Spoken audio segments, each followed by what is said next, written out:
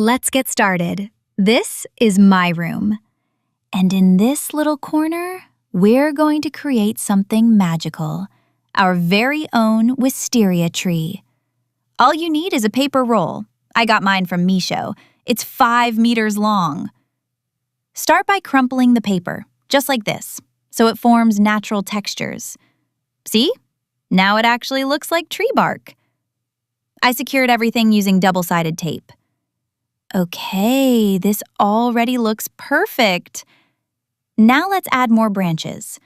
Twist the paper a little tighter, make thinner branches, and attach them to the main trunk.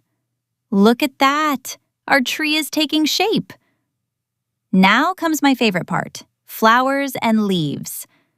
I got these plastic flowers from a local shop. They come in 12 pieces. And the leaves? From Misho, 10 pieces. I've linked everything in the description below. But don't worry, if these flowers aren't available in your area, I'll show you how to make them at home. Take some tissue paper, cut it into small squares, fold them like this, and cut them into a flower shape. You'll need at least 20 flowers. Now take a needle and thread and carefully chain them together one by one. And just like that, your handmade flowers are ready. You don't have to buy everything. You can totally DIY this. Now, let's dress up our tree. Add the leaves in between the branches. Place the flowers everywhere, mostly at the tips. Okay, this looks dreamy.